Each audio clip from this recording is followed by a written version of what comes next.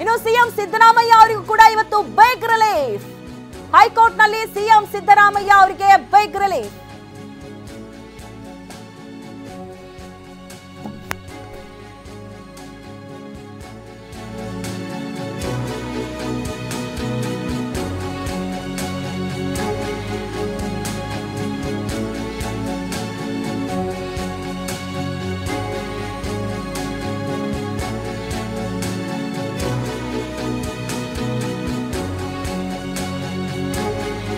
ಒಂದ್ ಕಡೆ ಪೋಕ್ಸೋ ಕೇಸಲ್ಲಿ ಯಡಿಯೂರಪ್ಪನವರಿಗೆ ರಿಲೀಫ್ ಸಿಕ್ಕಿದ್ರೆ ಮತ್ತೊಂದ್ ಕಡೆ ಸಿದ್ದರಾಮಯ್ಯನವರಿಗೂ ಬಿಗ್ ರಿಲೀಫ್. ಯಾಕೆ ಅಂತ ಅಂದ್ರೆ ಹೈಕೋರ್ಟ್ ನಲ್ಲಿ ಸಿದ್ದರಾಮಯ್ಯನವರ ವಿಚಾರಕ್ಕೆ ಸಂಬಂಧಪಟ್ಟ ಹಾಗೆ ಆ ತನಿಖೆಯನ್ನ ಸಿಬಿಐಗೆ ವಹಿಸಬೇಕು ಅನ್ನುವಂತ ನಿಟ್ಟಿನಲ್ಲಿ ಅರ್ಜಿ ವಿಚಾರಣೆ ನಡೆದಿತ್ತು.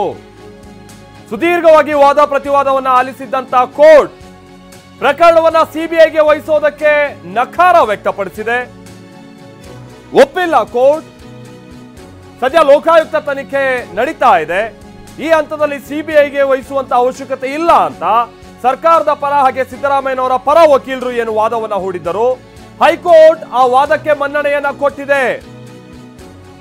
ಸ್ನೇಹಮಯಿ ಕೃಷ್ಣ ಅವರ ಪರವಾದಂತ ವಕೀಲರು ಯಾವುದೇ ಕಾರಣಕ್ಕೂ ಲೋಕಾಯುಕ್ತ ಮೇಲೆ ನಮಗೆ ನಂಬಿಕೆ ಇಲ್ಲ, ಸಿಬಿಐಯಿಂದನೇ ತನಿಖೆ ಆಗಬೇಕು.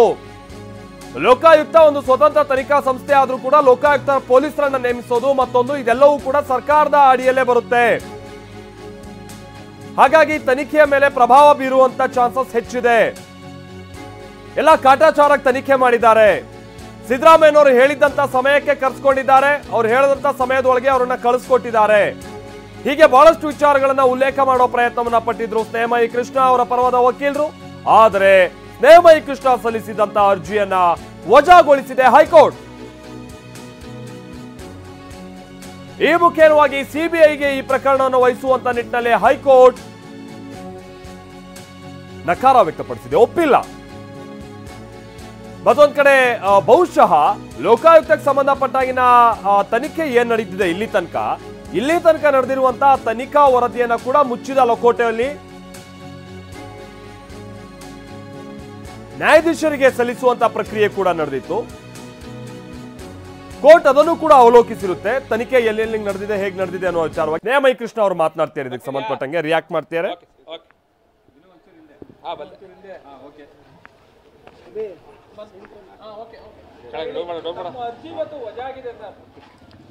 ಸರ್, ನಮ್ಮ ಅರ್ಜಿ ವಜಾಗಿದೆ ಅಂತ ತಿಳಿದು ಬಂದಿದೆ. ಸೊ ನಮ್ಮ ಹೋರಾಟದಲ್ಲಿ ಒಂದು ಹಿನ್ನಡೆ ಆಗಿದೆ ಅಂತ ಹೇಳ್ಬೋದು. ಆದರೆ ಇದರಿಂದ ವಿಚಲಿತನಾಗುವಂಥ ಅಥವಾ ಹೋರಾಟದ ಹಿಂದೆ ಸರಿಯುವಂಥ ಯಾವುದೇ ಪ್ರಶ್ನೆ ಇಲ್ಲ. ಸೊ ನಮ್ಮ ಹೋರಾಟವನ್ನು ನಾವು ಮುಂದುವರಿಸ್ತೀವಿ. ಅಂದರೆ ಮೊನ್ನೆ ಸರ್ವೋಚ್ಚ ನ್ಯಾಯಾಲಯದಲ್ಲಿ ಒಂದು ಮೇಲ್ಮನವಿ ಸಲ್ಲಿಸಿ ಈ ಪ್ರಕರಣ ಸಿಬಿಐಗೆ ಕೊಡಿಸುವಂಥ ಪ್ರಯತ್ನವನ್ನು ನಾವು ಮುಂದುವರಿಸ್ಕೊಂಡು ಹೋಗ್ತೀವಿ. ಇದು ಏನು ಮಾನ್ಯ ನ್ಯಾಯಾಲಯ ಇವತ್ತು ತೀರ್ಪು ನೀಡಿದೆ. ಆ ತೀರ್ಪಿನಲ್ಲಿ ಯಾವ ಅಂಶಗಳನ್ನು ಪರಿಗಣಿಸಿ ನಮ್ಮ ಅರ್ಜಿಯನ್ನು ತಿರಸ್ಕಾರ ಮಾಡಿದೆ ಅನ್ನೋದನ್ನು ಪರಿಗಣಿಸಿ ಆ ಅಂಶಗಳಿಗೆ ನಾವು ಏನು ಉತ್ತರವನ್ನು ಕೊಡ್ಬೋದು ಮತ್ತು ಅದಕ್ಕೆ ಪೂರಕವಾಗಿ ಏನು ದಾಖಲಾತಿಯನ್ನು ಕೊಡ್ಬೋದು ಅನ್ನೋದ್ರ ಬಗ್ಗೆ ನಮ್ಮ ವಕೀಲರ ಜೊತೆ ಚರ್ಚೆ ಮಾಡಿ ಕೂಡಲೇ ಈ ಪ್ರಕರಣವನ್ನು ಸಿಬಿಐ ಕೊಡಿ ಅಂತೇಳಿ ಮತ್ತು ಈ ಒಂದು ತೀರ್ಪನ್ನು ಪ್ರಶ್ನಿಸಿ ನಾವು ಮಾನ್ಯ ಸರ್ವೋಚ್ಚ ನ್ಯಾಯಾಲಯಕ್ಕೆ ಅರ್ಜಿಯನ್ನು ಸಲ್ಲಿಸ್ತೀವಿ.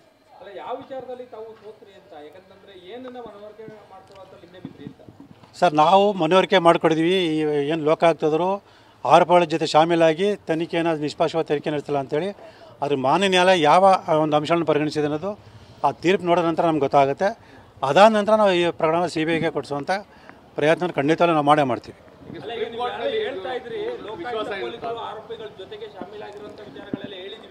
ಹೌದು ಸರ್.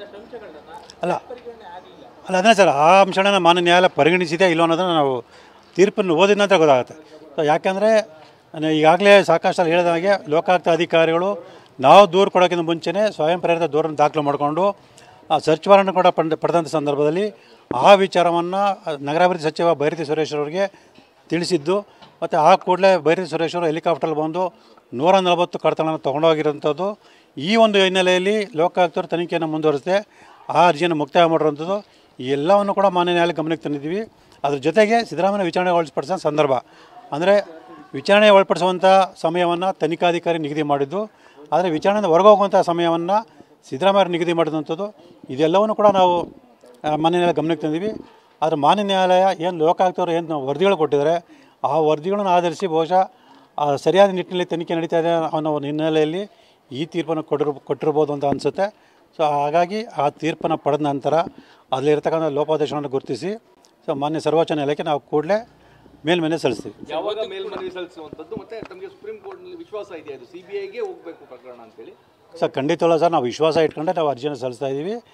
ಅದೇ ರೀತಿ ಈಗಲೂ ಕೂಡ ನಾವು ವಿಶ್ವಾಸ ಇಟ್ಕೊಂಡೆ ಮುಂದಿನ ವಾರದಲ್ಲೇ ಸಲ್ಲಿಸುವಂಥ ಪ್ರಯತ್ನ ನಾವು ಮಾಡ್ತೀವಿ.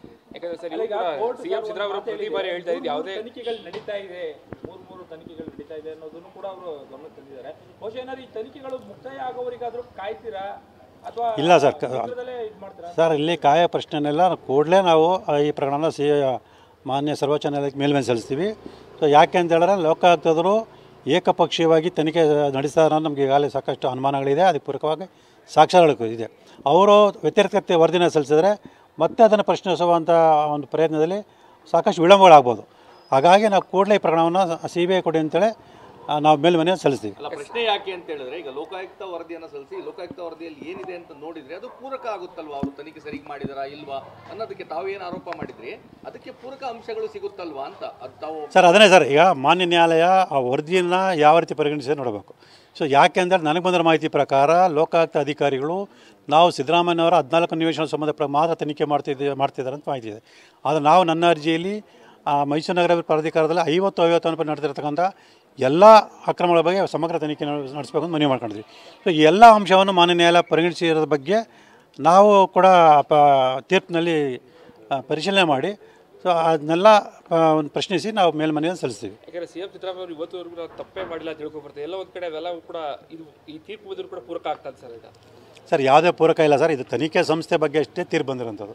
ಹಾಗಾಗಿ ತನಿಖೆ ಪೂರ್ತಿ ಮುಗಿದಾಗಿರೋವಾಗಲಿ ಅಥವಾ ಅಂತಿಮ ವರದಿ ಸಲ್ಲಿಸಿರೋ ಬಗ್ಗೆ ಆಗಲಿ ಯಾವುದೇ ಒಂದು ತೀರ್ಪು ಬಂದಿಲ್ಲ. ಹಾಗಾಗಿ ಬರೀ ತನಿಖಾ ಸಂಸ್ಥೆ ಬಗ್ಗೆ ಅಷ್ಟೇ ಬಂದಿರೋದ್ರಿಂದ ಸೊ ಯಾವುದೇ ತನಿಖಾ ಸಂಸ್ಥೆ ತನಿಖೆ ನಡೆಸಿ ಯಾವುದೇ ರೀತಿಯ ವರದಿ ಕೊಟ್ಟರೂ ಕೂಡ ಸೊ ಅದರ ಬಗ್ಗೆ ನಾವು ಮಾನ್ಯ ನ್ಯಾಯಾಲಯಕ್ಕೆ ಅಂದರೆ ನಾವೇನು ಆರೋಪ ಮಾಡಿದ್ವಿ ಅದಕ್ಕೆ ಸಂಬಂಧಪಟ್ಟ ಎಲ್ಲ ಸಾಕ್ಷ್ಯಗಳನ್ನು ಮಾನ್ಯ ನ್ಯಾಯಾಲಯ ಗಮನಕ್ಕೆ ತಂದು ಸೊ ತಪ್ಪಿತ ಶಿಕ್ಷೆ ಕೊಡಿಸುವಂಥ ಅವಕಾಶ ಮತ್ತು ಅದಕ್ಕೆ ಬೇಕಾದ ಎಲ್ಲ ಸಾಕ್ಷ್ಯಗಳು ನಂತರ ಇದೆ. ಹಾಗಾಗಿ ಆರೋಪಗಳು ಯಾವುದೇ ಕಾರಣಕ್ಕೂ ಕೂಡ ಈ ಒಂದು ಆರೋಪವನ್ನು ತಪ್ಪಿಸ್ಕೊಳ್ಳೋಕ್ಕೆ ಸಾಧ್ಯ ಇಲ್ಲ. ಅದೇ ಈ ತೀರ್ಪು ಪ್ರಕರಣದ ಮೇಲೆ ಪ್ರಭಾವ ಬೀರುತ್ತಾ ಅಂತೇಳಿ ಇದು ಖಂಡಿತ ಇಲ್ಲ ಸರ್. ಇಲ್ಲಿ ಬರೀ ತನಿಖಾ ಸಂಸ್ಥೆ ತನಿಖೆ ನಡೆಸೋ ಬಗ್ಗೆ ಅಷ್ಟೇ ತೀರ್ಪಾಗಿರೋದ್ರಿಂದ ಸೊ ತನಿಖೆಯ ಬಗ್ಗೆ ಆಗಲಿ ಅಥವಾ ನನ್ನ ಆರೋಪಕ್ಕೆ ಬಗ್ಗೆ ಆಗಲಿ ಸೊ ಯಾವುದೇ ಒಂದು ವ್ಯತಿರಿಕ್ತ ಪರಿಣಾಮ ಬೀರಲ್ಲ. ಸರ್ ದೊಡ್ಡ ಹಿನ್ನಡೆ ಸರ್, ಒಂದು ಸಣ್ಣ ಹಿನ್ನಡೆ ಸರ್. ಈಗ ಯುದ್ಧದಲ್ಲಿ ಸೋಲು ಗೆಲುವು ಮತ್ತು ಏರುಪೇರು ಇದ್ದೇ ಇರುತ್ತೆ. ಹಾಗಾಗಿ ಈಗ ಇದುವರೆಗೂ ಸಾಕಷ್ಟು ಜಯಗಳನ್ನು ಗಳಿಸಿದ್ವಿ. ಇದೊಂದು ಸಣ್ಣ ಒಂದು ಹಿನ್ನಡೆ ಆಗಿದೆ. ಹಾಗಂತ ವಿಚಲಿತ ಆಗುವಂಥ ಒಂದು ವಿಚಾರ ಏನಿಲ್ಲ.